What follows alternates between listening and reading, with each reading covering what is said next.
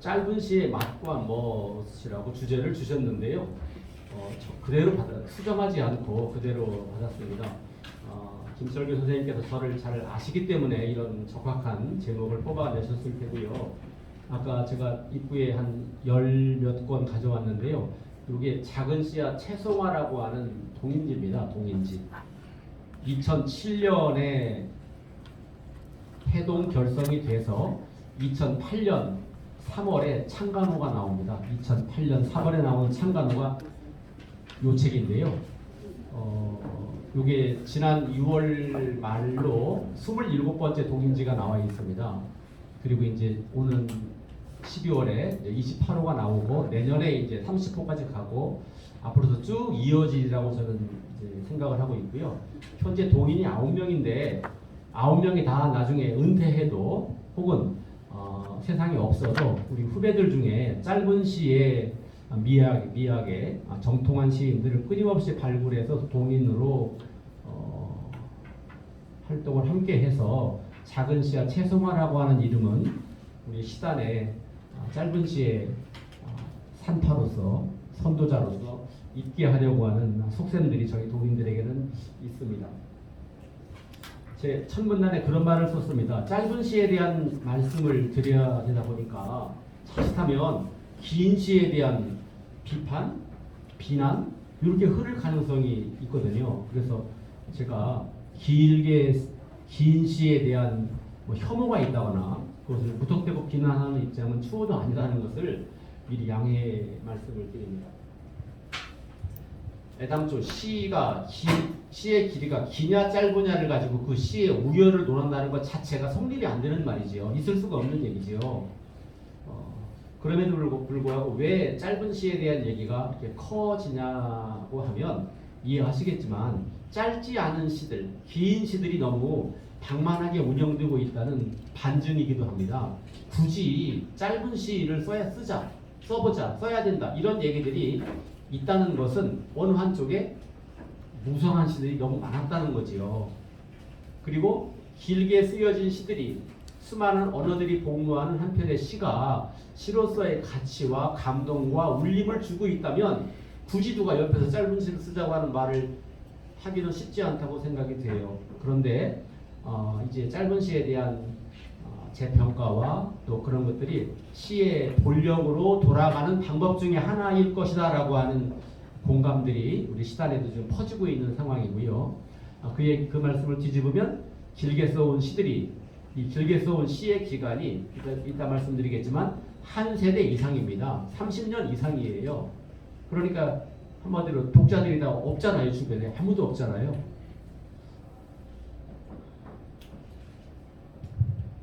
독자들이 아무도 없다는 것도 일방적인 말씀이죠. 사실은요. 어떤 사람이 시를 길게 쓰냐 짧게 쓰냐라고 하는 것은 제가 여기도 적어놨습니다마는 사물을 대하는 세계를 대하는 한 사람의 한 작가의 시인의 감수성하고 연결이 되는 것 같아요. 감수성.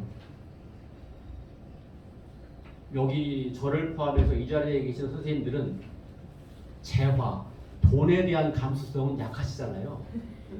그 대신 언어에 대한 감수성, 아름다움에 대한 감수성은 보통 사람보다는 탁월하시겠지요. 그래서 이제 문학인의 길로 이제 걷고 계신다고 판단이 되는데, 감수성, 문학 쪽의 감수성으로 봐도 그러니까 여행 중에 어떤 경치를 보고 야 하고 되게 사진을 찍잖아요. 그 배경으로 우리의 감수성을 자극한 거죠. 거기서 어떤 미적 요소를 발견을 했고 어떤 미적 쾌감까지도 이제 발동이 되면 이제 감탄사가 나오는 것이겠죠. 그런데 이 감수성은 그냥 사람이라면 누구나 오감을 갖고 활동하는 우리라면 누구나 가지고 있는 것이에요. 그런데 이제 우리가 시인이라는 이름으로 활동하다 보면 감수성만 가지고는 안 될 테고요. 감수성이 조금 이제 진화 발전하게 되면 뭔가를 형성을 합니다. 그것을 저는 신미안이라고 적어놨는데요. 감수성 플러스 신미안이 어떤 시인이 어떤 작가가 대상을 언어로 표현할 때 이 정도 표현하면 됐어. 아니야, 이 정도는 써야지. 이 정도는 설명을 넣어야지. 그래야 이게 완성도가 있지. 모든 작가는 작품을 쓸 때 완성도를 향해서 매달리지 않습니까? 거기에 못 미치면 뭐 편집자가 아무리 닥달을 해도 출고할 수 없는 거죠. 그 원고는. 그러나 완성도에 다다랐다 하면 정말 이제 한 세상을 얻은 것과 같은 잠시의 그런 성취감이 있는 거지요. 완성도. 그런데 그 완성도의 기준은 작가마다 다를 수밖에 없는 것이고 그 완성도의 작동 기저에는 감수성과 신미안이 발동이 되는구나. 우리가 흔히 이제 그런 걸 전설적으로 듣고 있지만 도예가들이 우리가 볼 때는 아주 완성도 높은 멀쩡한 도자기를 망치로 깬다 그러잖아요. 그분의 신미안에는 이게 차지 않는 거죠. 자기가 추구했던 어떤 미학적 결정으로서 다소 흠이 있다. 그러니까 이제 망치를 드는 거겠죠. 시에서도 어떤 분들은 시를 길게 쓰고 짧게 쓴다. 긴 게 좋고 짧은 게 나쁘다. 아니면 반대다. 이런 것들은 우스갯거리도 못 되는 망발일 테고요. 다만 이제 각자의 신미안이나 감수성에서 기반한 신미안에 철저한 작품을 쓰고 있느냐, 쓰고 있지 않느냐. 이게 이제 문제지요. 이게 문제입니다. 그런데 이제 이미 다 경험하시는 것처럼 워낙 그 문학 지면들이 넓어져 가지고요. 자칫 어떻게 표현드리면 줏대가 좀 약하신 분들은 휘둘리십니다. 그러니까 완성도가 좀 미흡한데도 막 출고를 하게 되는 거예요. 잡지에. 그럼 그런 것들이 이제 활자화가 되고 그러다 보면은 아이 저 작품이 내가 마음에 안 들었는데 어쩔 수 없이 보냈어. 처음에는 막 이러면 안 되는데 하다가 이런 것들이 두 번, 세 번 거듭되다 보면 이러면 되는가 보다 하고 이제 타성화가 되시는 거예요. 그러다 보면 이제 많은 다작을 하심에도 불구하고 남을 만한 스스로 판단해도 미적 쾌감을 주는 시들이 썩 축적이 안 되는 경우가 있다. 그래서 지금 이 미디어들이 발달되어 있는 환경은 문인에게는 기회이기도 하지만 함정이기도 하다는 것도 분명한 사실이라고 판단이 됩니다. 지금 그런 시대니까요. 제가 시시유별이라는 말을 좋아한다고 썼습니다. 제가 학교에 있었는데요. 학교에 있을 때는 부자 유친을 활용한 사제 유친이라는 말을 매우 강조했습니다. 가르치는 사람과 배우는 사람이 친해야 한다는 말은 그냥 사귄다, 친하다는 뜻이 아니겠죠. 인간과 인간, 영혼과 영혼이, 사람과 사람이 만날 수 있는 따뜻함이 있는 사제 유친을 제가 학교에서는 썼고요. 문학을 하면서는 시시유별, 부부유별에서 차용한 시시유별이라는 말을 젊었을 때부터 머릿속에 화두로 새기고 있어요. 시인마다 개성이 있어야 된다는 뜻입니다. 개성. 밑에도 적어놨습니다만은 이미자라는 가수도 있어야 되지만 100년에 한 번 나올까 말까 한 꾀꼬리라고 하는 이미자 선생도 계셔야 되지만 문주란 같은 가수도 좋잖아요. 문주란도 있어야죠. 아무리 그이가 미성이고 가창력이 뛰어나다고 해도 모든 가수들이 그 노래만 흉내낸다고 하면 그게 어떻게 되겠어요, 문화가. 그래서 특히 시인들은 누가 써주고 작곡해준 멜로디를 노래하는 가수가 아니고 창작자들이시기 때문에 자기 안에서 길어 올린 언어들을 가지고 자기 목소리를 담아내는 작품을 쓰실 수 있으면 그 작품에 대하여 세상 사람들이 뭐라고 평하는 건 두 번째, 세 번째 문제입니다. 스스로 예술가로서 문학가로서 내 안의 언어를, 내 안의 음색을 살려내는 언어를 구사할 수 있다면 그 예술가는 완성된 분입니다. 완성된 분. 우리가 조수미의 목소리가 세계적이라고 해서 내가 성악하는 소프라노인데 조수미까지 가야지. 조수미까지 가지 못하면 실패고 조수미까지 방불하면 성공이냐? 이렇게 또 이것도 얼마나 어처구니 없는 일이에요. 조수미는 조수미의 음색이 있고 목소리가 있고 성량이 있고 가슴이 있고 우리는 우리들의 나름대로 다 가지고 있잖아요. 그거는 천차만별입니다. 다 다릅니다. 그러니까 내 안의 목소리, 내 안의 음색 이것을 발굴해내는 이 결과물이 이 작품이 세상 사람들로부터 갈채를 받든 멸시를 받든 이거는 부차적인 문제라는 것이에요. 예술가에게는. 자기 안에 완성을 이루고 나면 누가 뭐라고 해도 그분은 행복한 시인이고 행복한 작가일 수 있다. 부수적으로 독자들이 환호하고 부수적으로 명성과 부가 뒤따르고 하는 것은 두 번째, 세 번째 얘기다. 내 안의 목소리를 참답게 길어 올리는 것이 모든 시인들의, 모든 예술가들의 화두여야 되겠다. 그런 의미에서 제가 부부유별을 차용한 시시유별, 시마다, 시인마다 변별력이 있어야 된다. 다른 사람과 차이를 두기 위한 차이가 아니라, 차이를 둘 목적으로 쓰여지는 차이가 아니라, 사람마다 다르니까 자기 안에 목소리를 길어 올리다 보면 같을 수가 없잖아요. 우리가 사람이 다 다르듯이 여기에 철저한 것이, 어떤 사람은 뭐 김수로 같은 사람은 뭐 한 2, 3년 배우고는 완성하는 사람도 있겠지만 30년, 40년 해도 완성이 안 되는 사람도 부지기수일 테고요. 이거는 중요한 문제는 아니라고 생각이 돼요. 내 안에 목소리를 찾고야 말겠다고 하는 포즈, 입장, 이것만 견지해 나가면 언젠가는 거기에 도달하신다. 그런 의미에서 시시유별, 시와 시들이, 시인과 시인이 서로 분별이 있어야 된다. 이 말씀은 개성이 따로따로 있어야 된다.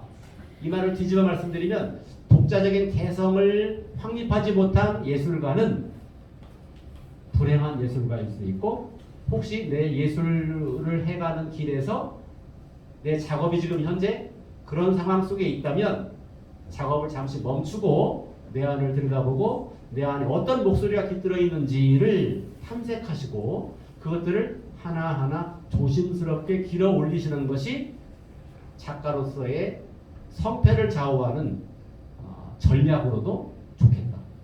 이런 거에 대한 철저한 인식 없이 마구 작품을 양산해 나가면 그저 그렇고 그런 문사밖에는 안 될 수도 있다. 이런 말씀을 드립니다. 제가 대학 다니던 70년대만 해도 다양한 시인들이 계셨어요.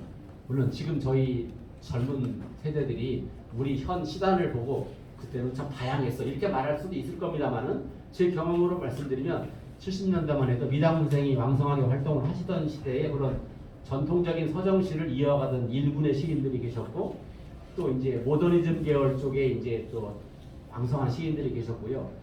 또 이제 실험적인 시인들, 발아침의 신석주 시인이라든가, 또 아주 상징주의 조향이라고 하는 부산 동아대학에 계셨죠. 이런 시인도 계셨고요. 또 김종삼이라고 하는 시인, 또 성대에 계셨던 김구용 시인도 시가 굉장히 어려웠죠. 그리고 서울대학의 소묵이라는 분도 비평도 하셨지만 뭐 시도 쓰셨어요. 굉장히 어려웠어요.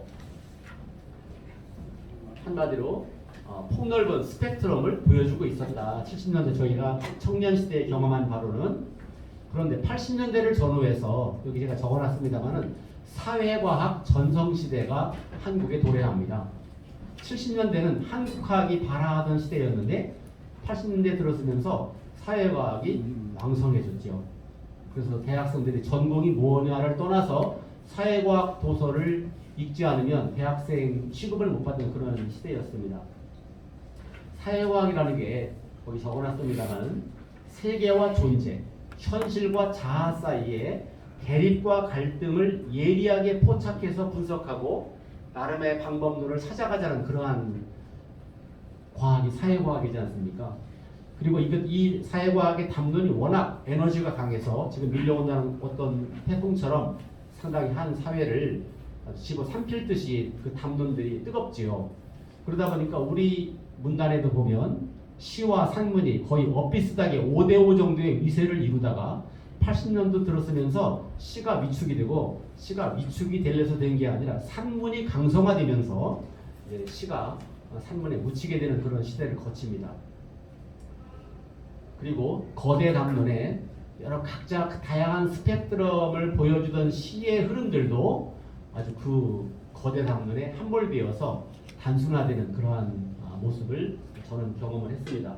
그리고 이제 2000년대 전후에서 미래파라고 하는 시들이 이제 또 등장을 해서 우리 시단을 헤집어 놓지요. 제가 헤집어 놓는다라고 하는 표현이 그쪽 계열 시인에게는 결례되는 표현일 수도 있겠습니다만은, 제가 시의 본령, 인간의 서정 이런 측면에서 보면 헤집어 놨다는 표현도 뭐 허용될 것도 같습니다. 맨 밑, 1페이지 맨 밑에는 제가 읽겠습니다. 그 자욱한 오리무중 속에서도 우리 시는 마치 산업화의 현장처럼 전력을 다해 양산체제를 가동합니다. 문예창 작가가 모든 대학에 장착이 됩니다. 세계는 이미 정보화를 넘어 실시간 소통을 당연시하는 디지털 세상에 되어 있었는데 시의 본령에 대한 성찰을 소홀히 한 채 소통 불능의 난수표들을 확대 재생산합니다. 그 결과는 저희들이 지금 목도하는 바와 같습니다. 시단이 그들만의 리그에 갇혀버리고 맙니다. 이때 제가 이 원고에는 쓰지 않았습니다만은 나태주 현상이라는 말씀을 아십니까? 나태주 현상. 풀꽃이라는 시가 광화문 글판에 걸리면서 대중들이, 그때 대중이라는 것은 광화문 거리를 오고 가는 시민들이었겠죠. 열광을 합니다. 열광을 합니다.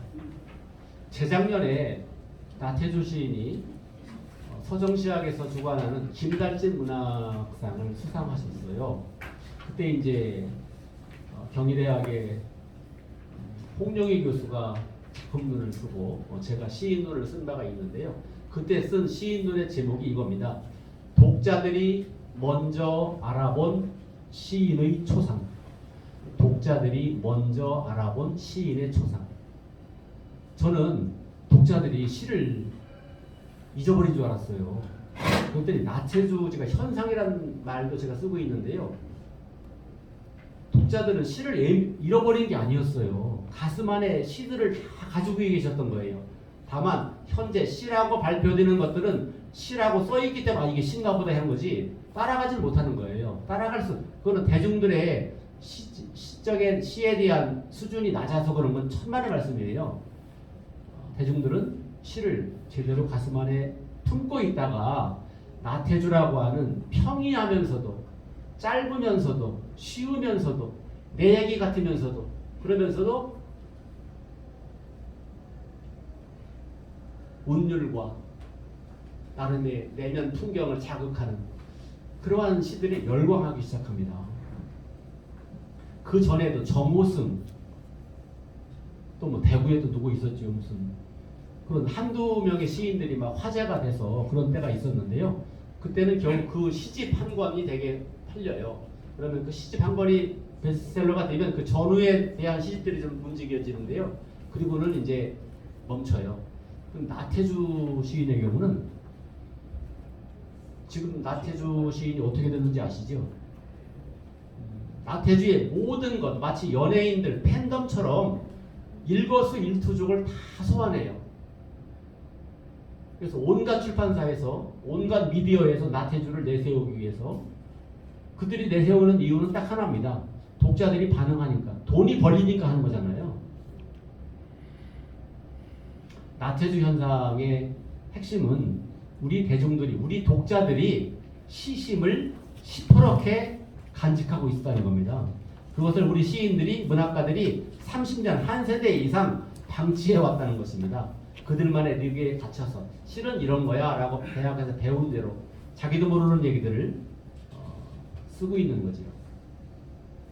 제가 자기도 모르는 얘기라고 말씀드리는 것은 어떤 분한테 물었어요. 뭐가 좋으냐? 랩 있잖아, 랩. 랩이라는 가요 장르가 있답니다. 랩을 막 듣고 있으면 이게 무슨 말인지도 모르지만 듣는 동안은 막 흥겹대요. 그래서 시도 그런 식으로 읽는다는 거예요. 제가 깜짝 놀랐어요. 거기도 중견 시인인데 시는 하고자 하는 말이 100마디가 있으면 그 말을 줄여서 50이 아니라 30, 20까지 줄이면 줄일수록 독자들에게 상상력의 세계를 넓혀주고요. 여백을 크게 열어주는 시가 장쾌한 시거든요. 대하 드라마처럼 긴 행의 시들이 장쾌한 시가 아니라 짧지만 엄청난 확장적인 세계를 독자에게 넘겨주는 시가 위대한 시인데 요즘 시들이 그런 오리무중에 빠져 있는 것입니다. 이 페이지 위에 읽어보겠습니다. 2000년을 전후해 이에 대한 반성이 대두되기 시작합니다. 시동인 작은 시야 최송화의 출현과 시인 문학평론가 최동호 선생이 극서정시라고 명명한 고도로 정제된 극소의 언어로 정신적 차원을 담아내는 짧은 시가 그것입니다. 2007년 나기철, 복효근, 오인태, 윤효, 이지엽, 정일근, 함순례 등 7명의 시인들로 결성된 작은 시야 최송화는 10회 이내의 짧은 시를 표방하며 2008년 창간호를 냅니다.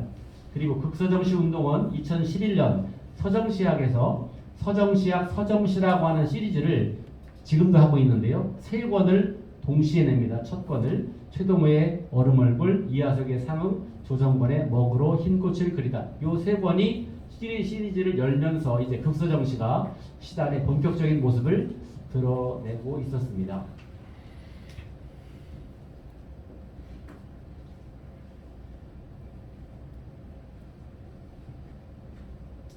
그 밑에 셋째 줄 보시면 좋은 시를 가리는 기준의 길이의 장단 여부가 특별히 개입해서는 안 된다는 점입니다. 말씀 더 거듭 드립니다. 그 밑에 문단 그런데 왜 짧은 시를 쓰자고 하는 것일까요? 그것은 장르, 시의 본질적 특성을 고려하지 않은 난삽한 길고 긴 장형의 시들이 거의 30년 한 세대 동안 행행해 온 데 대한 1차적 대응입니다. 오죽했으면 작은 시야 최송화가 10행 이내라고 하는 시의 영역에서 결코 기준이 될 수 없는 기준 아닌 기준을 거칠게 내세웠을까요? 짧은 시를 쓰고자 하는 두 번째 이유는 다름 아닌 시의 본령으로 돌아가자는 인간 서정을 회복하자는 성찰적 대응이었습니다. 시는 그 어떤 문학 형식보다 집중, 집약, 압축, 함축, 음축, 절제, 정제, 여백 이런 덕목들을 장르적 특성으로 거느리고 있습니다. 그것도 이런 덕목들이 적당히 구현되기보다는 고도로 육박해 들어가기를 도모합니다. 이것이 적당히 도모되면 우리가 비평했던 음풍노멀이라고 비판받는 겁니다. 적당히 하면 음풍노멀. 그래서 행해가던 시대에는 서정시는 낡은 시와 동의어였어요. 서정시 이퀄 낡은 시라고 그랬거든요. 그런 시절을 30년을 살았다니까요. 30년을. 어쩌면 30년 이상 40년쯤 되는 것 같습니다. 서정시는 낡은 시고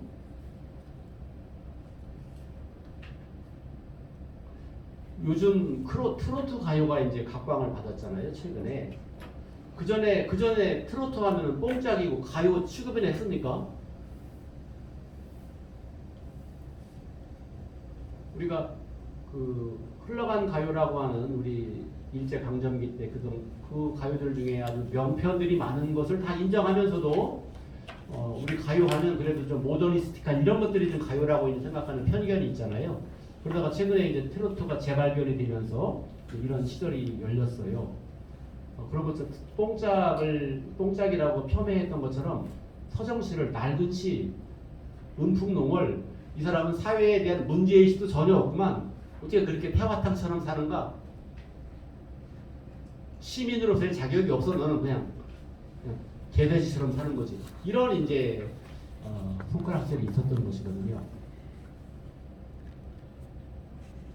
그리하여 농도 짙은 시적 긴장으로부터 우러나오는 감동의 울림을 짧은 시는 숭상합니다. 시적 긴장으로부터 오는 감동의 울림. 그리고 이러한 일련의 과정 속에 서정의 힘이 긴밀하게 관여합니다. 즉 창작자에게 요구되는 시적 긴장이든 독자, 향유자가 누리는 감동의 울림이든 모두 인간 서정의 바탕을 두게 되지요. 이 서정이 결국 시를 시답게 하는, 시의 본질에 다가서게 하는, 시의 진면목과 마주서게 하는 원동력이 서정입니다. 서정.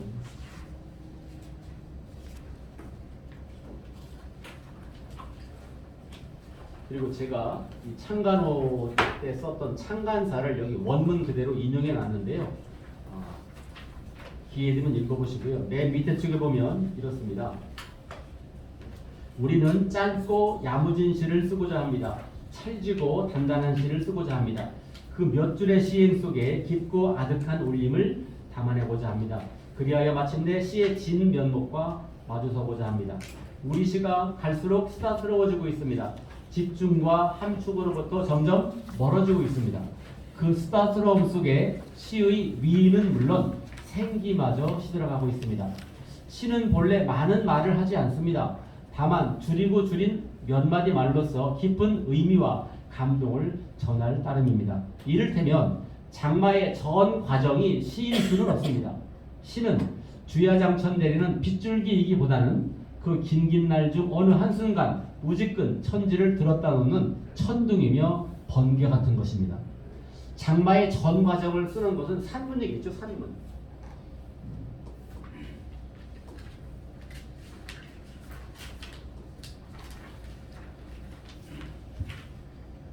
그 중간 아래에 내친김에 짧은 시의 맛과 멋에 대한 언급들을 몇 소개하도록 하겠습니다.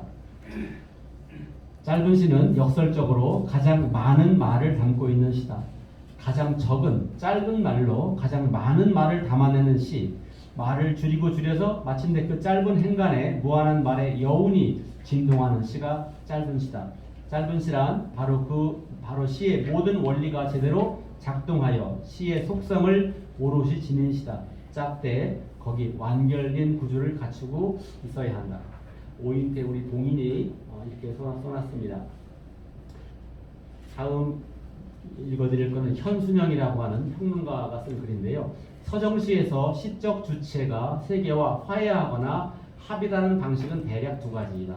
시적 주체가 자기를 세계에 투사하거나 세계를 자기와 동일시하는 것이다. 물론 오해해서는 안 된다. 이 부분이 중요합니다. 물론 오해해서는 안 된다. 투사나 동화를 통해 세계와 맥없이 타협한 상태가 서정은 결코 아니다. 이렇게 맥없이 타협한 서정시가 이른바 비판받는 음풍농월이라는 겁니다. 음풍농월. 서정이 때로 시인 또는 시적 주체의 강고한 사상이나 냉철한 정신을 통해 이루어지는 까닭이 여기에 있다. 이육사 시인의 언뜻 떠오르는 게 절정이라는 시, 강철 같은 무지개 이런 것들이 다 서정인데요. 이렇게 강고한 아까 제가 위에서 말했던 아주 고도로 육박해 들어가는 그런 결과로 얻어지는 결정체라고 생각됩니다. 물론 서정은 위선이나 제스처, 타성적 포조일 수도 없습니다. 우리가 여행하다 보면 이제 여행 동행이 그러잖아요. 멋진 풍경 보면 너 당신 시인이지? 한번 시 한번 읊어봐. 와 대단해. 요때 나오는 게 이제 여기 나와있는 위선이나 제스처, 타성적인 언어를 한번 보여라 그런 뜻입니다. 다음은 충북대학의 정효구 교수가 자발적 가난의 시약이라는 이름으로 저희 시론에 써주셨던 글인데요. 제가 좋아서 인용했습니다. 나는 정효구 교수는 짧은 시라는 말 대신 자발적 가난의 시라는 이름을 붙이고 짧은 시와 관련된 자발적 가난의 신론을 전개해 보고자 한다. 다음 문장들이 중요합니다. 자발적 가난이란 결여의 상태가 아니라 자발적 가난은 결여의 상태라기보다 충만감의 상태이다. 충만감의 상태는 결여의 상태는 말할 것도 없거니와 포만감의 상태를 초월한 이것도 중요한 말씀이죠. 포만감을 초월한 단계에서 다다를 수 있는 하나의 드높은 세계가 충만이라고 합니다. 충만. 이 충만을 독자가 향수자가 충만을 느꼈을 때 떨리는 감동이 맞는 이때 충만이란 이퀄 감동이 되겠습니다. 다음 신진숙 평론가가 썼던 글입니다. 사실 시적 긴장이란 시의 전부라고 해도 과언이 아닐 것이다. 시적 긴장이란 시의 전부라고 해도 과언이 아니래요. 즉 시적 긴장을 풀어헤치시는 시가 아니야 그런 말입니다. 이 말씀은 시적 긴장은 시의 전부라고 말할 수 있다. 만일 긴장이 사라진다면 시는 세계에 대한 탄력을 잃고 헐거워진다. 탄력이란 단지 언어의 질서에 관한 이야기만 한 것은 아니기 때문이다. 빼도 좋을 말을 시행 속에 넣고 있는 것, 탄력을 잃었다고 우리가 흔히 그러는데요. 이것은 언어의 문제만이 아니라는 거예요. 시적 긴장이란 세계에 대한 시선의 긴장력이기도 하다. 시가 만일 세계의 산문성에 맞서 스스로를 산문화한다면 그것은 서정이 지닌 고유의 힘을 잃은 치명적인 대가를 통해서이다. 어떤 평론가는 그럽니다. 그 서술적인 긴 장형의 시를 쓰는 사람, 시인을 만나면 김 선생, 박 선생, 이 선생, 당신은 시를 쓰지 말고 한번 소설을 써봐. 소설을 아주 좋은 소설을 쓸 거야 라고 이제 충고한다고 그래요. 소설의 문법과 시의 문법은 전혀 다른데 아무리 우리가 80년대부터 산문의 시대를 거쳐왔다고 하더라도 시인이라면 산문의 문법을, 산문의 언어를 시에서 다룬다는 것은 어쩌면 무책임한 일이다. 이렇게 말씀드릴 수 있을 것 같아요. 여기까지가 이제 실험가들의 글들을 제가 발췌해 놓은 것이고요. 다음은 이제 실험가들의 얘기가 아닙니다. 제가 이렇게 선생님들과 똑같이 이렇게 저렇게 이제 신문들을 뒤적이면서 제가 이제 담아두었던 글들을 여기에 좀 인용해 보았습니다. 맨 먼저 소개하는 것은 그 말 그림 있죠. 말 사진입니다. 마부와 말. 2013년에 조선일보에 나왔던 글인데요. NYT 미국 그 뉴욕타임즈의 이장욱이라는 사진 기자가 있답니다. 필리처상을 뭐 한 해에 2번씩이나 받았다는 아마 일가를 이룬 사진가인가 봐요. 이 NYT에서 특집 그 말 승마 기수들에 대한 얘기를 다루고자 이제 기획을 했답니다. 그러면서 이제 이장욱 기자한테 사진 찍을 것을 섭외를 해서 승낙을 했답니다. 요게 이제 그 사진인데 제가 크게 출력한 건데요. 조선일보에 나와 있는 긴 기사입니다. 긴 기사. 주말판 Y에 실려 있던 기사인 것 같아요. 그래서 말 타는 기수들을 스케치를 하고 찍는데 사진이 될까 하고 뭐 비행기를 타고 한참 가는 곳에까지 뭐 3번을 갔다 왔대요. 3번을 가는 동안 신중한 사진을 얻지를 못했는데 제가 이제 읽어보겠습니다. 그토록 찾던 바로 그 순간은 지루하던 어느 아침에 갑자기 찾아왔다. 3번째 출장이 끝나가던 무렵의 어느 날 이 기자와 기수는 연습용 말이 준비가 덜 된 탓에 할 일 없이 시간을 죽이고 있었다. 기수는 심심해진 듯 가까이에 있는 다른 말에게 다가가더니 말을 푹 끌어안았다. 위에 사진입니다. 그리고 혼잣말을 했다. 어찌 이것을 사랑하지 않을 수 있겠소. 이장욱 기자는 그 순간 눈물이 날 뻔했다고 한다. 이 얘기는 진한 감동을 느꼈다는 것이겠죠.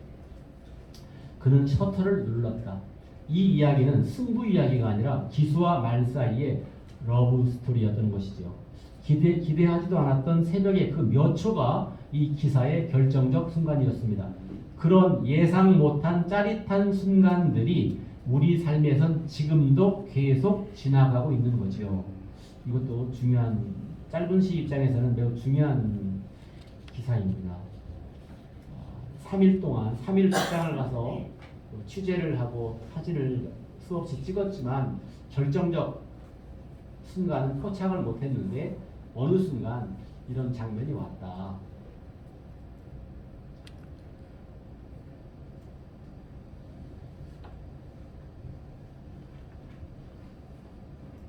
시를 쓰실 때 착상을 하시잖아요.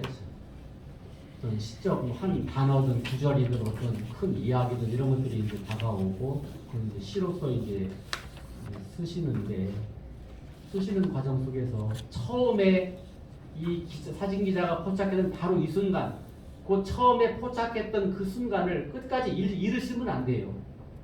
어떻게 어떤 시적 기교와 기법들이 나한테는 무장이 되어 있어서 이걸 이렇게 표현하면 좀 더 중후장대한 시가 될 텐데라고 자칫 그렇게 이제 생각을 하시고 시들을 구성하시다 보면 또 예전에 쓰셨던 그런 적당한 20행 남짓한 25행 이런 시들이 만들어질 수 있거든요. 요게 이제 짧은 시로 가지 못 짧은 시를 쓰시자는 뜻은 아니에요. 짧은 시로 가는데 방향 암초가 되는 거예요. 이 기자가 포착했던 바로 그 순간 우리의 가슴에 시로 들어왔던 바로 그 시의 씨앗을 꺼트리시면 안 돼요. 그걸 지나치게 보다 뭐 장식음을 넣는다든가 여러 가지 뭐 꾸밈 장치를 하면 할수록 그 씨앗은 희석이 되고 말지요. 희석이 되지요. 그 정체성 또렷한 그 순간 그 팩트 그것이 진짜인데 이 시에 그거를 이렇게 꾸미다 보면 이제 그것들이 이제 그렇고 그런 내용으로 이제 주저앉고 말아요.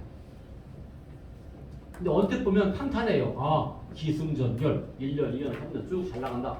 아 됐어. 이게 전혀 감동을 전할 수가 없어요. 나한테 왔던 감동의 원형지를 가급적이면 가공을 덜한 채 시화해낸다면 그게 이제 흔히 얘기하는 대교약줄의 경지가 되겠지.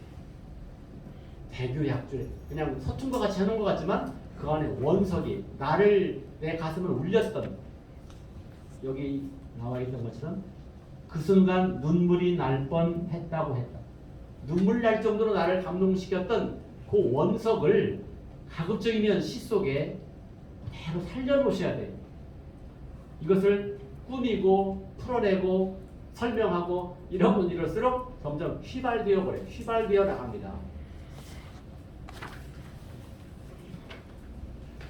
두 번째 인용한 것은 스티브 잡스 얘기입니다. 스티브 잡스가 이제 돌아가시고 스티브 잡스하고 함께 일한 광고회사 사람이 켄 시걸이라는 사람이래요. 켄 시걸이라는 사람이 스티브 잡스에 관한 얘기도 책도 내고 했나봐요. 그 사람을 인터뷰한 기사입니다. 단순함이 이긴다. 전쟁하듯 줄여라. 스티브 잡스 이야기. 디자인만이 아닌 조직 소통 철학. 고객에 많은 선택지를 주면 감흥 없어 이 말입니다. 감흥 없어 하고 끝납니다. 선택지를 주면 많은 걸 주면 감흥이 없어진대요. 단순화는 엄청나게 갈고 닦은 결과랍니다. 이건 이제 신문에 나와 있는 소제목들을 제가 앞에다 늘어놔서 이렇게 문맥이 연결이 안 되는 것처럼 보입니다. 켄 시걸이 말하는 잡스의 단순화 5원칙. 4번 소통을 보시죠. 소통. 모든 제품을 한 줄로 표현한다. 어려운 이야기를 쉽게 하는 게 진정한 고수다. 쉬운 얘기를 어렵게 하는 게 제일 하수고요. 하수. 쉬운 얘기를 어렵게 하는 게 제일 하수고 중간쯤 가는 사람은 어려운 얘기를 어렵게 하는 게 중간이랍니다. 제일 고수는 어려운 얘기를 쉽게 하는 게 고수라고 해요. 넘기시겠습니다.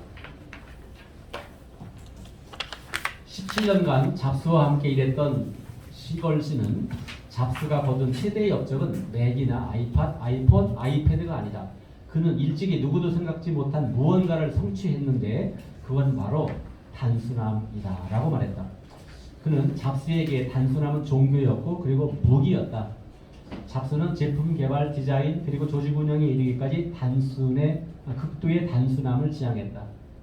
밑줄 쳐보세요. 이제는 지금처럼 복잡함이 가득 차서 넘치는 세계에서는 누군가가 단순한 것을 제공할 경우 확연하게 두드러지게 마련입니다. 지금 다 지쳐 있잖아요. 현대인들이 정말 다 지쳐 있어요. 제가 어느 날 짧은 시기에 그런 걸 썼어요. 우리가 아침에 눈 뜨면 날씨를 알죠. 날씨. 커튼을 걷고 뭐 창문을 내다본다든가 뭐 날씨를 가늠하잖아요. 어느 날 보니까 제가 머리맡에 두고 난 스마트폰을 꺼내더니 날씨를 확인하고 오늘 맑으네? 오늘 비 온대? 하늘도 안 보고 제가 소스라치게 놀랐어요. 이게 문명의 이기임은 틀림없지만 아니 눈 뜨고 날씨 하늘 한번 보는 것도 이걸 보고 확인해? 야 이거 정말 심각하구나 생각했어요. 저는 사실은 컴맹이거든요. 컴맹인데 그저 이제 문서 작성 정도밖에 못하는 입장이지만 근데 이건 이제 익숙해졌잖아요. 그렇다고 뭐 능숙하진 못하지만 여기에 장착된 기능에 100분의 1이나 쓰겠습니까? 전화 선생님들이나 겨우 몇 가지 쓰시는 거잖아요. 그런데도 눈 뜨고 날씨도 하늘도 안 보고 아 오늘 비 온대. 아 오늘 흐리대. 아 오늘 맑아. 아 소스라치게 놀랐죠.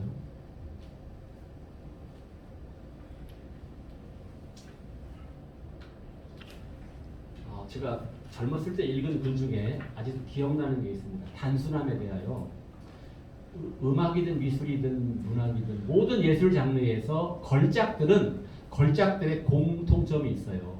단순성이에요. 단순성. 그때 그 글을 쓴 사람이 예를 들어준 게 음악에서 카논과 지그라는 음악, 파헬벨의 계속 그러잖아요. 볼레로처럼. 카논과 지그를 예를 들었어요. 그러면서 예를 들은 게 김광섭의 잘 아시는 저녁에라는 시를 예를 들었어요. 저렇게 많은 별 중에서 별 하나가 나를 내려다본다. 이렇게 많은 사람 중에서 그 별 하나를 내가 쳐다본다. 밤이 깊을수록 별은 밝음 속에 사라지고 나는 어둠 속에 사라진다. 이렇게 정다운 너 하나 나 하나는 어디서 무엇이 되어 다시 만나요. 아주 단순한 구조이거든요.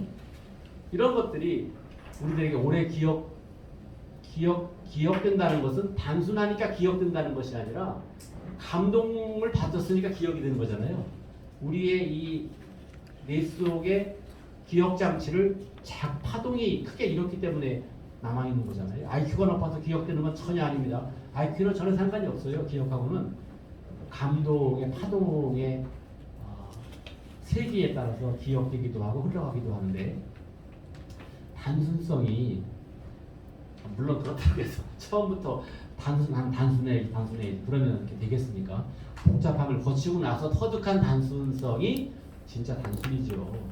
처음부터 가는 것은 좀 그렇지 않겠습니까? 스티브 잡스가 내가 처음부터 가겠지. 그렇죠. 전 스티브 잡스의 그 터틀넥도 사랑하고요. 위대한 인물이었다고 생각을 해요. 짧은 생애를 살았지만 저는 기원전 기원후 할 때 나누는 기준이 있잖아요. 그래서 나중에는 인터넷 이전과 인터넷 이후로 바뀐다라고 생각을 하고 왔는데 언뜻 보면 스티브 잡스 이전과 이후가 되는 것 같아요. 인터넷은 물론 다대한 바탕을 깔아놓은 뭐라고 그러죠? 인프라지만 이 스티브 잡스가 만들어낸 이것이 되면서 이런 세상이 되어버렸잖아요. 다음은 지금 중앙일보 현역 사진 기자입니다. 사진 전문 기자라고 지금 그러지요. 권혁재 기자 많이 들어보셨을 겁니다. 사진 기자예요. 제가 있는 문학의 집사올 2021년 4월에 제가 청탁을 했어요. 그랬더니 이런 글이 왔어요. 사진에 대한 예술의 세계, 사진에 대해 사진 예술에 대해서 원고지 열매로 좀 써주세요. 그랬더니 문장 중에 후반부에 이런 글이 있어요. 제가 깜짝 놀랐어요. 제가 추구한, 제가 견지하는 저의 실온과 딱 맞아요. 그래서 여기 인용해 놓았습니다. 사람들이 내게 묻습니다. 사진 잘 찍는 법이 무엇이냐고 묻는 겁니다. 왜 이런 질문을 할까요? 잘 찍은 사진으로 더 잘 소통하고 싶으니 묻는 겁니다. 소통을 동그라미 쳐주세요. 소통. 그때마다 하는 답은 이러합니다. 사진이 말과 다름없다면 말하되 군더더기 없이 말하는 게 설득력 있습니다. 설득력 밑줄 치셔야 돼요. 설득력, 소통, 설득력이 핵심어인 것 같습니다. 일상에서 말이 많으면 실수가 잦아들게 됩니다. 아무리 좋은 말도 하고 또 하면 아니함만 못하게 되죠. 사진도 이러해야 합니다. 사진에 많은 이야기를 담기보다 줄여야 합니다. 빼고 뺀 요지만 말하는 게 더 명료합니다. 그래서 사진은 뺄셈이라고 합니다. 여기 사진을 시로 고쳐놓아도 적확한 신원이 됩니다.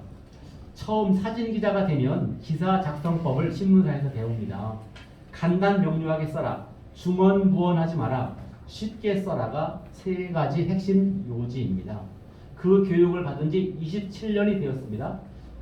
27년이 지나 사진으로 말하는 지금도 처음 배웠던 작성법 이 세 가지를 그다지 벗어나지 않습니다. 간단 명료하게 중언부언하지 말고 쉽게 써라. 사진 신문 기사 작성법이라는 얘기죠. 시를 물론 신문 기사처럼 건조하게 쓰는 건 아니지만 참고할 내용들이 있습니다. 다음은 다 익히 하시는 한양대학을 먹여 살린다고 하는 국문과의 정민 교수가 쓴 이것도 조선일보에 2019년에 나왔던 기사인데요. 이것 좀 길지만 제가 다 읽겠습니다. 이덕무가 집안 조카 이광석의 글을 받았다. 제 글솜씨를 뽐내려고 한껏 기교를 부려 67번을 되풀이해 읽어도 대체 무슨 말인지 알 수가 없었다. 이 구절을 읽으면 떠오르는 분이 오세영 선생님입니다. 이분이 하시는 말씀이 있어요. 내가 그래도 서울대학교 국문과 교수, 시학 교수였는데 평생을 교수를 했는데 시를 가르치는 그런 내가 무슨 시인지 읽어도 몇 번을 읽어도 무슨 말인지 모르겠어 시가. 그런 푸념들을 하세요. 이덕무라고 하면 당대의 문장가이고 그 조카가 이제 삼촌한테 보내온 거죠. 그런데 67번을 읽어도 무슨 말인지 알 수가 없었다. 이덕무가 이광석 조카에게 답장을 썼다. 간추리면 이렇다. 옛날 수양제가 큰 누각을 짓고 상상할 수 없을 정도로 화려하게 꾸며놓고 그 건물의 이름을 미루라고 했다더군. 오죽하면 혼미할 미자를 썼네요. 자네 글이 꼭 그 짝일세. 참 멋있기는 하네만 뜻을 알 수가 없네. 얘기 하나를 더 해줄까? 어떤 이가 왕이지 필법을 배워 초서를 아주 잘 썼다네. 양식이 떨어져 굶은 채 쌀을 구걸한 편지를 보냈대. 그런데 그 친구가 초서를 못 읽어서 이게 이 시가 무슨 내용인지 알 수가 없어서 저녁 때까지 쌀을 얻지 못했대. 아무 감동을 못 받았대. 못 줬대. 왕이지의 초서가 훌륭하긴 해도 알아보지 못한다는 무슨 소용이 있겠는가. 아까 권혁재 사진기자가 말한 소통과 설득력을 담보하지 않는 언술은 심한이 아니라 모든 언어 행위가 소통과 설득력을 지니지 않는다면 그 말을 왜 했어요? 혼자 소리죠 그게.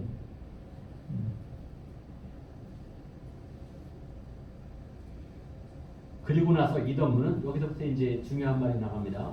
이광석에게 글쓰기의 요령을 다음 네 구절로 압축해서 설명했다. 첫 번째는 그 끝에 한자로 작게 써놨습니다. 엄욕기불조, 엄정 하나 막히지 않게 하고, 창욕기불류라, 시원해도 넘치지 않게 한다. 야기골불록, 간략해도 뼈가 드러나지 않고, 상이 육불만이라, 상세 하나 살찔이 너무 많아서는 안 된다. 이것이 이제 이덕무가 자기 혈족인 조카에게 내리는 메시지니까 얼마나 근거 없지만 뽑아놨겠어요. 남한테 하는 얘기도 아니고. 그 다음 구절은 요것을 다시 이제 부연 설명 자세히 설명하고 있습니다. 첫 번째 엄은 글이 허튼 구석이 없이 삼엄한 것이다. 하지만 너무 지나치면 뜻이 꺾이고 말이 막혀 의미 전달이 잘 안 된다. 할 말만 하더라도 이해를 방해해선 곤란하다. 너무 이런 걸 흔히 작대기 글이라고 그러잖아요. 구호 같은 좀 늘어오는 작대기 글 이건 안 된다. 아무리 뜻이 중요해도 그건 글이 아니다. 그런 말인 것 같습니다. 두 번째 창은 유창하다는 창자지요. 창은 시원스럽게 할 말을 다 하는 것이다. 친절해서 모를 것이 없지만 할 말을 다 친절하게 하니까 모를 이해가 안 되는 것은 없지만 자칫 과하면 글이 번지수를 잃고 딴 데로 떠내려가기 쉽다. 시에서는 딴 데로 떠내려가는 게 아니라 아까 말씀드린 시의 원석 그것이 점점 휘발되어 버린다. 희석된다. 묽어진다. 뭘 쓴 거야? 어떤 감동을 여기다 시에 지금 표백을 한 거야? 라고 독자는 물을 수밖에 없게 된다. 너무 삼엄해도 안 되고 너무 자세해도 곤란하다. 그 사이를 잘 잡아야 한다. 세 번째, 네 번째 구절은 한 번 더 반복을 했다. 약, 간략하다는 약은 군더더기 없이 간략한 것이다.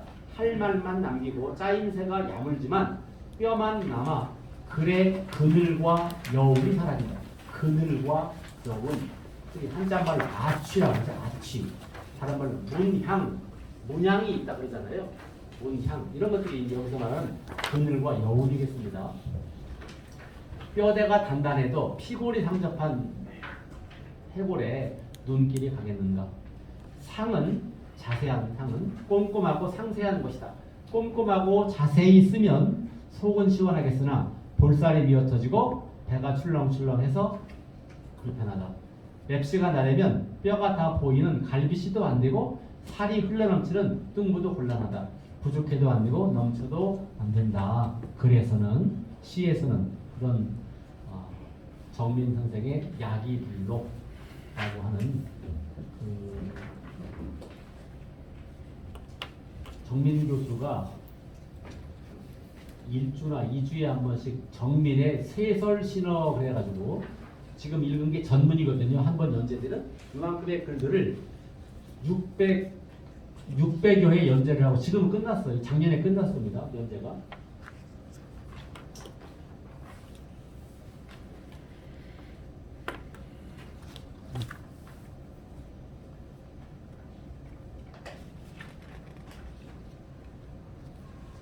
지금 시간을 확인하니까 시간이 너무 됐죠. 네. 제가 언제 끝낼까요? 뭐 시 몇 편을 좀 같이 보고 싶은데 다 됐네요. 제 이제 짧은 시 몇 편을 선생님들과 함께 나누겠습니다. 고증식이라는 59년생 즉 후배 시인 남자 시인인데요. 누나라고 하는 시인 누나 밑에부터 읽어보겠습니다. 해설을 제가 써놓은 게 빠듯한 살림 속에서도 서로 기대고 서로 북돋우며 희망을 놓지 않던 가족의 현장을 보여주고 있다. 우리나라 70년대 이전 출생자들에게는 긴 말이 필요치 않은 정경이다. 서사와 서정이 한데 버무려진 시행을 따라가느라면 이렇게 된다. 자, 시를 다 같이 한번 읽어보시죠. 누나 하면 누나, 고증식, 밤늦도록 이렇게 다 읽으세요. 제가 죄송하지만 셋넷 하겠습니다. 누나 셋넷 아니죠. 누나부터 하시라니까요. 제목 누나 고증식 밤늦도 이렇게 나가십니다. 자 집중하시고 셋넷 누나 고증식 밤늦도록 부엌방에 불빛 들렁이더니 새벽녘 첫차 타러 나온 내 손에 가만히 물 묻은 손이 돌아와 얹었다. 시댁 식구들 몰래 따라 나온 여진 집회였다. 좋지 않아요?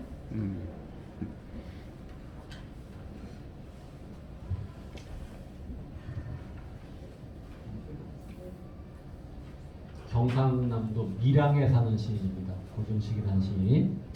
최근에 좀 몸이 아프다 그래요. 다음 이시영이란 서울 사는 시인입니다. 저녁 산길이라는 시인데요. 시가 두 줄뿐이에요. 길 하나가 산꼭대기를 향해 쭉 뻗어 있다. 아주 늘 평범한 그런 시야의 정경이에요. 저 길을 누가 부랴부랴 갔을 것 같다 하고 시는 끝납니다. 고은 시인이 이시영 시인에게 농담을 건넵니다. 야 시영아, 너는 왜 시를 쓰다 마냐? 이시영 시인은 그저 빙그레 웃을 뿐입니다. 말을 아끼고 줄일수록 여백이 넓어집니다. 그 여백을 독자들은 상상력으로 채워갑니다. 짧은 시는 이렇게 독자들의 상상력을 확장해 주기도 합니다. 이 시는 두 줄의 시행으로서 바쁘게 살아가는 일상의 모습. 왜 저렇게 누가 바삐 갔을까? 애기 젖주러 갔을까? 밥해 주러 갔을까? 그런 상상부터 현대사의 아픈 질곡. 이시영 시인이 이제 지리산 자락에서 나서 자랐잖아요. 구례. 그쪽에 이제 빨치들이 많았잖아요. 그런 이제 그쪽에는 그런 정서들이 많아요. 그러니까 그런 어떤 그 이데올로기 때문에 뭐 그런 것까지도 이 시에서 다 읽혀지는 것들입니다. 넘기시면 정월단심이라는 김준태 선생의 광주 시인이시죠. 정월단심.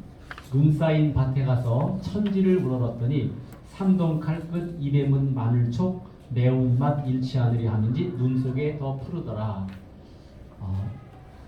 김준태 시인은 22살에 쓴 감꽃이라는 절창이 있습니다. 감꽃.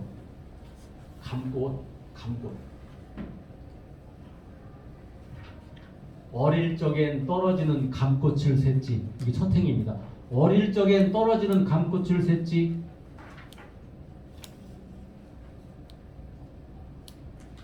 전쟁통엔 죽은 병사들의 머리를 세고. 이게 두 번째. 전쟁통엔 죽은 병사들의 머리를 세고. 지금은 엄지에 침발라 돈을 세지. 이게 삼행입니다. 지금은 엄지에 침발라 돈을 세지. 그런데 먼 훗날엔 무엇을 셀까 몰라. 이게 끝입니다. 그런데 먼 훗날엔 무엇을 셀까 몰라. 이분이 45년생쯤 되시는 분이에요. 6.25 겪었죠. 뭐 여러분들은 난리 겪고. 어릴 적에 떨어지는 감꽃을 샜지. 전쟁통엔 죽은 병사들의 머리를 세고 지금은 엄지에 침발라 돈을 세지. 그런데 먼 훗날엔 무엇을 셀까 몰라. 이게 감꽃이라는 시거든요. 우리 현대사의 이런저런 비극이라든가 여러 가지 또 산업화의 일원으로 살아야 했던 돈을 세지 않으면 또 살 수 없는 여러 가지 이런 것들. 그러면서도 시인으로서 꿈꾸는 이데아가 있고 여러 가지가 점철된 그러한 내용입니다. 이 시도 제가 소개하고 싶습니다. 안수환 시인의 딱 한 번. 지난해 발표된 시집에 들어있어요. 안수환이라는 시인의 시인데 대단한 시입니다. 제가 작년에 읽은 시 중에 가장 압권입니다. 이 시가 압권. 예수 그리스도를 쓴 거예요. 딱 한 번. 하나님은 평생 높은 곳에는 올라가신 적이 없다. 딱 한 번 십자가 위에 하고 시는 끝납니다. 제가 밑에 썼습니다만 저는 불교도거든요. 불교적 세계관으로 이제 세상을 보는 입장인데 예수를 전혀 몰라요. 근처에도 안 가봤죠. 그냥 교양 수준으로만 이해를 하고 있는데 이 한 줄 시편을 보고도 예수가 어떤 사람이었다는 것이 그냥 전인적으로 다가오는 거예요. 전인적으로 가슴에 팍 다가옵니다. 예수라고 하는 사람이 시가 딱 한 번인데 하나님은 평생 높은 곳에는 올라가신 적이 없다. 딱 한 번 십자가 위에. 눈물 나지 않아요? 저 같은 불교 신자가 봐도 눈물 나는 게 이런 시가. 예수라는 사람이 어떤 인간이었구나. 딱 한 번 십자가 위에 올라가셨고요. 넘겨보시면 홍수건 시인 나와 있고요. 유재용 시인 나왔습니다. 유재용 시인이 엊그제 새 시집을 냈더군요. 구름농사라는 시집 냈고요. 맨 밑에 8페이지 맨 밑에 두 글자 있죠. 읽어보세요. 셋, 넷. 종자. 종자가 뭐죠? 여기 사시는 시야. 넘겨보세요. 오은정이라는 시인의 이거는 이제 심을 것인가부터만 협줄이니까 다 같이 읽으세요. 셋, 넷. 심을 것인가 먹을 것인가 봄이 찾아오는 오은정이라는 시인이 탈북자예요. 탈북자. 1992년 함경북도 경상에서 태어났는데 18살에 탈북했어요. 자기 엄마가 먼저 왔어요. 자기 아빠는 앞에서 이제 어부였는데 어부인데 왜 교통사고 일찍 아빠가 세상을 떠났어요. 11살 터울에 여동생이 있어요. 여동생은 지금도 북한에 있고 오은정은 18에 탈북을 해서 이제 남산에 있는 탈북자 학교 여명학교를 다니고 이 당시에는 부천에 있는 성심여자대학 식품영양학과 3학년 학생이었어요. 어느 세미나에 갔더니 북한 문학에 대한 주제로 세미나를 해요. 그러면 이 시를 누가 쓰고 소개를 해요. 제가 그런 청정으로 앉아 있다가 전율이 이겼어요. 종자, 오은정, 심을 것인가 먹을 것인가, 봄이면 찾아오는 누구. 밑에 저희가 써놨습니다. 산문으로 써놨습니다만은 북한 사람들의 기아, 굶주림, 뭐 꽃제리가 어떻다더라, 뭐 어쩌다더라, 뭐 많이 좋지만 이 시처럼 북한 사람들이 얼마나 배를 고른지 아까 고도로 육박해 들어간다 그런 말을 썼는데요. 인간으로서 배고픔의 고통을 고도로 압축, 집중, 함축한 언어로 써냈어요. 종자, 심을 것인가 먹을 것인가, 봄이면 찾아오는 유혹. 한국 사람들은 종자를 먹는다고 하면 정신병자라고 그러지 누가 상상도 안 하잖아요. 넘치니까. 심을 것인가 먹을 것인가, 봄이면 찾아오는 유혹. 북한 사람들이 겪는 배고픔의 여러 가지 곡절들을 아까 저 장마의 과장처럼 쓸 수 있겠지요. 금년은 감으로서 소출이 얼마가 줄었고 인민들에게 양이 얼마가 부족했고 얼마든지 쓸 수가 있지요. 그렇게 해서 지금 이렇게 먹을 게 없어요. 세계 인류애를 발휘해서 도와주세요 할 수 있죠. 영상으로도 보여주고 여러 할 수 있죠. 그런데 아무 눈에 보이는 것 없이 심을 것인가 먹을 것인가, 봄이면 찾아오는 유혹, 제목이 종자입니다. 북한이 얼마나 굶주림에 이게 짧은 시의 위력입니다. 아까 예수의 생애를 한 줄로 딱, 그러니까 스티브 잡스가 한 줄로 요약한다고 하는 제목을 그 식으로 말하면 하나님이라고 하는 어떤 제품을 한 줄로 요약해놓은 스티브 잡스가 안수환이라는 시인이에요. 하나님은 평생 높은 곳에는 오른 적이 없다. 딱 한 번 십자가고. 와.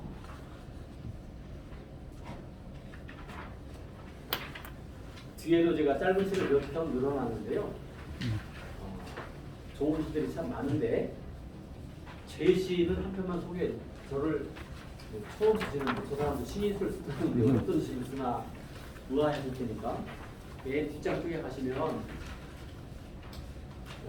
세 편을 늘어놨는데요. 평전이라는 시는 문자 그대로 평전, 비평적 전기가 평전이잖아요. 증조 할아버지, 제가 층층 시야에서 자랐거든요. 제가 증조 할머니 할아버지, 아버지 어머니 대가족에서 살았어요. 어릴 때 계셨어요. 그런데 얼마나 정갈하셨는지 그냥 아주 깔끔하시고 정갈하시고 아주 예쁘셨어요. 증조모께서. 그래서 그 증조부의 생애를 제가 썼던 것이, 이건 물론 안수환 선생이 딱 한 번 쓰기 훨씬 이전에 쓰던 것이지만, 해가 져도 안방 마루 끝은 언제나 환했다. 증조 할머니 논요강. 노추발 들고 닦아놓는 거 아시죠? 그게 일이죠. 옛날 우리 여인네들 여러 가지들 반들반들 얼마나 당신의 바다라는 시가 있습니다. 이것도 2004년에 맴이라는 게 왔을 때 그때 쓴 시거든요. 9시 뉴스를 보고 있는데 마산 쪽이에요. 창원 마산 쪽의 대상인데 사람들이 이제 간척 사업이라는 걸 하잖아요. 해안이 있으면 거기도 이제 이렇게 하고 이제 막 넓히잖아요. 이렇게 막 받고 그래가지고 이제 태풍이 왔는데 피해 상황을 점검하러 갔더니 참 묘하게도요. 원래 있던 지형은 그대로 있는데 사람들이 간척 사업으로 개척해 놓은 곳만 싹 쓸어갔대요. 진짜예요, 진짜. 9시 뒤에서 본 거거든요. 그래서 이런 시가 쓰여졌어요. 원래 이 시의 제목은 세인트, 시, 성바다였어요. 성바다. 저한테는 성쓰레기라는 시도 있고요. 성걸레라는 시도 있어요. 바다. 간밤 해일이 다녀갔습니다. 바닷가 즐비한 횟집들의 수족관을 부수고 화로들을 모두 바다로 데려갔습니다. 근데 모성, 바다의 모성을 제가 쓰는데요. 저게 성바다라고 하다가 성을 못 쓴 이유는 이재민들이 많은데 그런 사람들이 지금 막 정신없이 있는데 그때 섬 한다는 건 지나치게 바다를 폭력적인 바다를 미워하는 것으로 돼가지고 그냥 중립적인 아라고 부르는 겁니다. 자존이라는 시입니다. 무설이 하늘을 높이 기러기 행렬이 지나고 있었습니다. 때마침 헬기가 갱음을 내며 스쳐갔으나 그 대오를 전혀 흐트러뜨리지 않았습니다.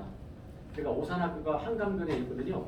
서빙구역에 내려서 이제 걸어 올라가야 10분을 걸어 올라가면 이제 요즘 이제 한 달쯤 뒤면 기러기들이 이제 막 날아가요.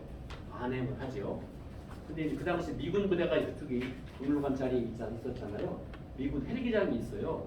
가끔 이제 헬기도 새들도 한강 위가 항로인가 봐요. 한강 위를 따라서 날아가요. 근데 기러기들이 이제 날아가는데 때마침 제가 이제 아침 출근길인데 헬기가 또 연하게 날아가는 거예요. 보니까 기러기들이 헬기가 날거나 말거나 자기의 대오를 미동도 없이 자기들을 그대로 날아가는 거예요. 그걸 보고 제가 이런 자존이라는 시가 팍 들어왔죠. 그냥 어떻게 그저거릴 것도 없이 그냥 팍 통째로 돌아버렸는데요. 제가 대표작으로 내세우라 그러면 가끔 이 시를 넣어놓곤 합니다. 두서없이 말씀을 드리고 시간이 이렇게 길게 가서